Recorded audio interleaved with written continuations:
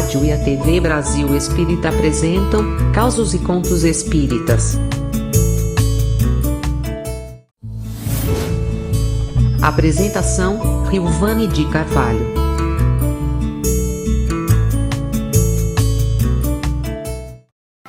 Olá, meus queridos amigos da RBE. Estamos juntos aqui no programa Causos e Contos Espíritas, na rádio e na TV Brasil Espírita. E hoje no programa nós vamos ouvir um pouco a respeito da história trazida pelo nosso irmão Herculano Pires no livro O Menino e o Anjo. E ele nos traz uma história sobre aparição. Vamos juntos ouvi-la. O menino acordou com o tatalá das asas do anjo, que girava no quarto junto ao forro, mas não abriu os olhos. Ficou ouvindo em silêncio, quase sem respirar. Sabia que se abrisse os olhos, aquilo acabava. O anjo desceu e passou voando sobre o seu rosto, roçando-o de leve com a ponta da asa. Ele sorriu. A mãe lhe havia dito que era o seu anjo da guarda. Ainda sorrindo, abriu os olhos de súbito e o anjo, no lapso, voltou para o quadro. Aquilo já acontecera muitas vezes e ele nunca pudera saber como ocorria. Enquanto ele erguia as pálpebras, o anjo deixava de ser anjo e virava figura. Ele ouvia até o estalido seco e leve do anjo batendo no quadro, sobre o papel e por baixo do vidro. Já tentara, virando-se na cama devagar, abrindo os olhos de frente para o quadro que estava na parede, sobre a cabeceira da cama. Mesmo assim, não percebia mais do que aquilo. O estalido, o reflexo da luz nos olhos e o anjo novamente colado. Já examinara o quadro, fizera a mãe examiná-lo e não encontrara meio de explicar o caso. Ele queria ver como o anjo saía do quarto. Agora ia tentar de novo. Percebeu que o anjo estava no alto do forro, bem no meio do quarto. Teria de flechar de lá para o alvo, dando-lhe tempo suficiente para apanhá-lo no voo. Trêmulo de emoção, mas alegre, abriu as pálpebras e só ouviu o estalido. Olhou para o quadro e lá estava o anjo na mesma posição de sempre. Era o quadro com o diploma da sua primeira comunhão. Sempre o mesmo, do mesmo jeito, sem oscilar nem tremer na parede amarelada. Disse sorrindo para o anjo: "Ainda te pego, maganão. Vou descobrir esse truque. Você tem alguém que te ajuda, vou te pegar." Jogou na cama o camisolão de dormir e vestiu a calça às pressas. Enfiou o boné de capitão na cabeça, apertou a cinta de couro e meteu entre ela e a calça a espada de pau. Calçou os sapatos sem desamarrar os cordéis e olhou-se no espelho do guarda-roupas. Estava bem. Ajeitou de novo a espada na cintura, mas aquelas calças curtas para cima dos joelhos não o agradavam. Tiravam-lhe um pouco do ar militar. Correu para a cozinha e contou à mãe o que disse ao anjo. Ela corrigiu a concordância. "Você fala na segunda pessoa e chama o anjo pela terceira." "O que tem isso?" perguntou ele. "Acho que o anjo nem estuda português." A mãe sorriu e pôs na mesa o café com leite. Tomou o café com leite, cortou um pedaço do bolo e saiu correndo. A mãe ficou na porta, olhando-o preocupada. Aquela história do anjo. Crianças que veem coisas morrem logo. Aquele anjo não estaria querendo levá-lo para o céu? Luizinho tinha apenas 8 anos e já estava no 2º ano das escolas mistas rurais de Itaí. Era um menino franzino, mas forte e ativo. Gostava de ler, de estudar e de escrever.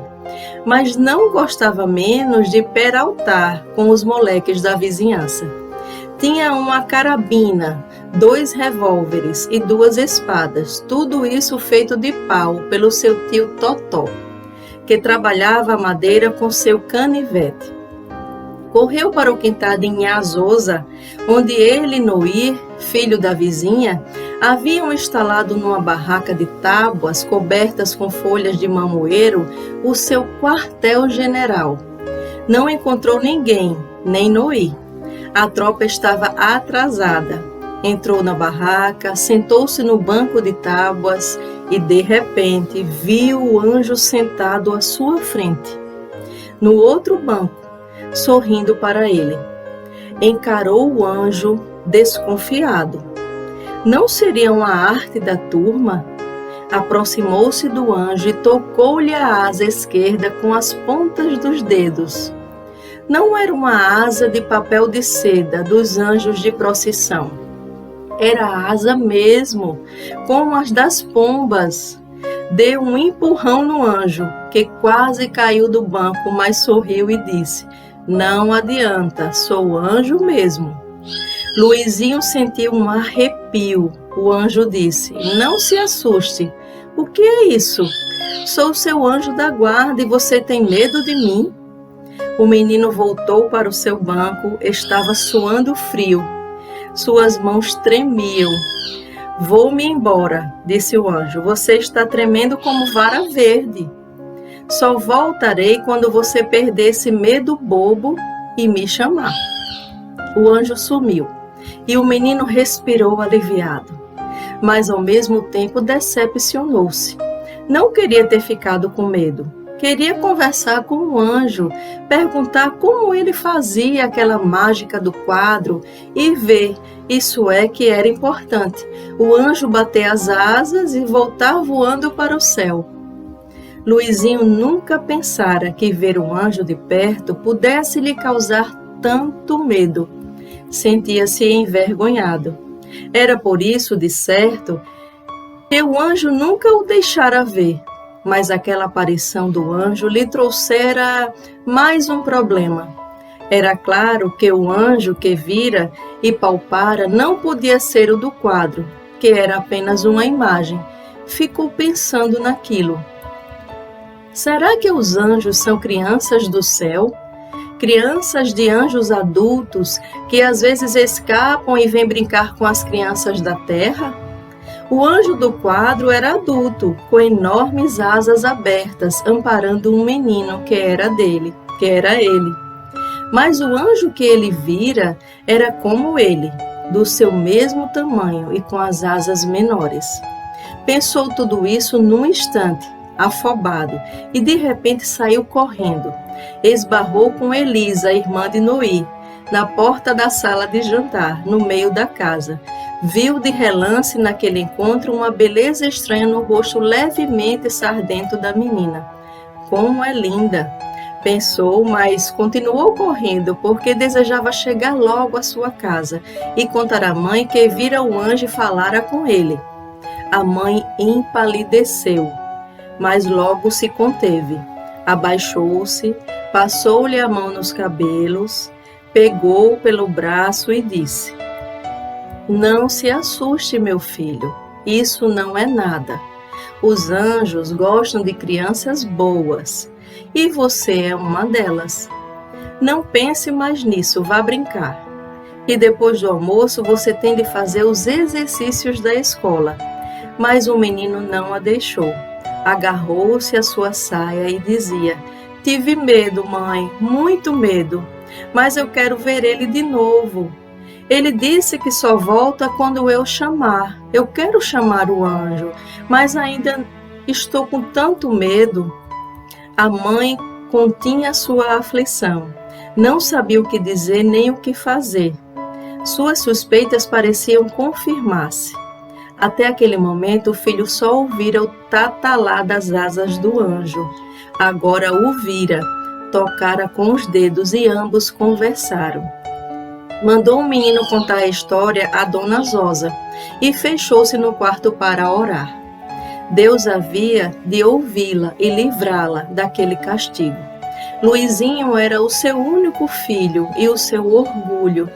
Deus afastaria aquele anjo de sua casa, para que ele não mais assustasse o menino.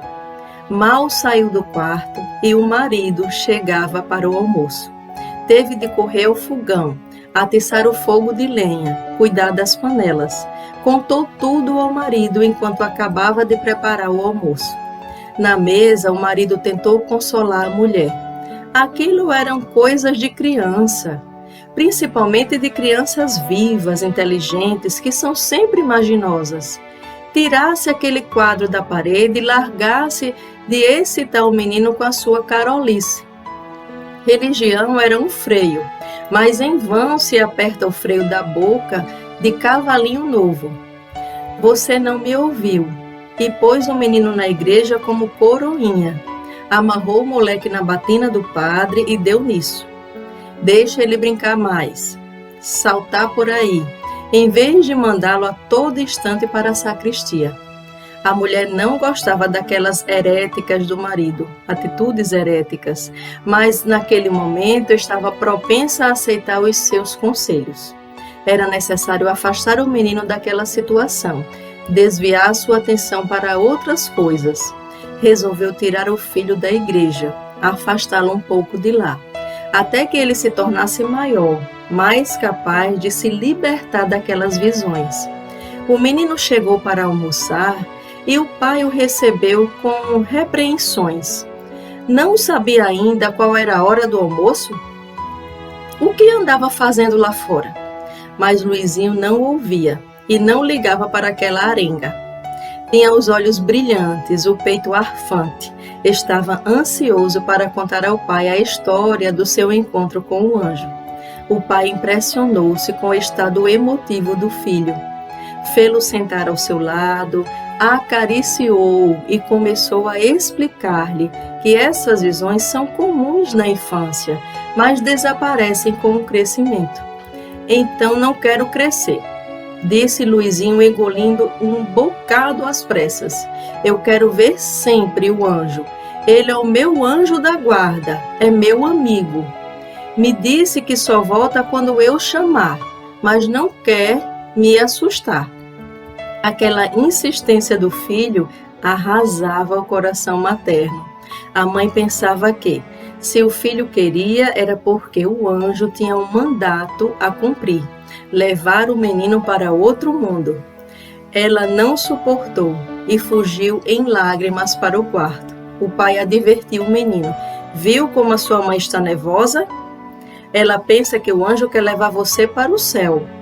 Não conte mais essas coisas a ela, conte apenas a mim. Eu conheço esse problema, ela não conhece. E eu e você, ouviu, meu filho? Eu e você, nós dois. Eu e você vamos resolver isto. Não põe a mulher no meio. Elas são choronas e bobas, não entendem nada. Aquilo sim dava força a Luizinho. Ele e o pai juntos. O pai já o considerava um homenzinho e ele não devia ter medo de anjos. Homem não tem medo de nada. No ímpeto de entusiasmo, disse ao pai: nós dois vamos pegar esse anjo. Compre uma gaiola, pai, para pormos ele na parede. Ninguém tem isso. Todo mundo só tem passarinhos. Nós vamos ter um anjo na gaiola. O pai sorriu e confirmou: sim, meu filho, só nós teremos um anjo para mostrar a todos. E ensinaremos ele a cantar, se é que já não sabe as canções do céu. Será um sucesso, meu filho. Mas não fique pensando nisso. Nem fale disso a ninguém. Os anjos são muito ariscos. Se ele perceber o que queremos fazer, nunca mais voltará. Luizinho ficou pensativo, seus olhinhos vivos se amorteceram, distanciando-se. O pai perguntou: o que é? Você está preocupado? Luizinho o encarou sério e disse: ele é o meu anjo da guarda, pai. Se prendermos ele, como vai ser? O pai sorriu, esparramou-lhe os cabelos, deu-lhe uma leve palmada. Vá chamar sua mãe lá no quarto. Diga-lhe que já me vou. A mulher entrou na sala pela mão do filho, tinha os olhos vermelhos, mas parara de chorar. Limpava o nariz com um lenço molhado de lágrimas. Fez o menino despedir-se do pai e, enquanto ele corria de novo para fora com sua espada de pau, a cinta, a mulher murmurou ao marido como em segredo: fiz uma prece a Nossa Senhora, pedindo perdão por tirar Luizinho da igreja e suplicando que afaste esse anjo de nós. Será que não é pecado o que eu fiz? O marido respondeu satisfeito: pecado é deixar o menino encher a cabeça com essas caraminholas. Você pensa que os anjos não têm o que fazer? A mulher o beijou na face e disse: ah, querido, você não sabe nada das coisas do céu. Os anjos são auxiliares de Deus. Quando Deus vai levar alguém para o céu, manda o anjo da morte vir buscar. As crianças, por sua inocência, veem o anjo chegar. É disso que eu tenho medo. Mas agora estou tranquila. Nossa Senhora intercederá por nós, junto do seu Filho Divino. Ela também é mãe. Luizinho voltou para casa denhasosa e foi procurar Elisa. Não viu mais no seu rosto a beleza que havia percebido. Sentiu-se desapontado. Estava vendo coisas, como dizia o pai. Para tirar as dúvidas, correu para o quartel-general, sentou-se no banco e chamou o anjo. Uma lufada de vento na coberta de folhas de mamona o fez estremecer. Mas o anjo não apareceu. Esperou meia hora, chamando o anjo sem resultado. Então chegou Noir com os outros, todos devidamente armados com armas de pau, todas fabricadas pelo canivetinho afiado do tio Totó, que armava e municiava a tropa para a guerra. E aí Herculano Pires nos traz essa lembrança da infância protegida e de todos nós que somos sempre protegidos pelos nossos guias, os nossos mentores espirituais. Estão sempre por perto, a olhar por nós. Fiquemos, meus irmãos, com essa certeza de que nosso Deus sempre nos reserva bons anjos, bons espíritos protetores que nos guardam, que nos regem, que nos acompanham, que nos intuem ao bem. Um abraço grandioso, até o próximo programa. Tchau, tchau.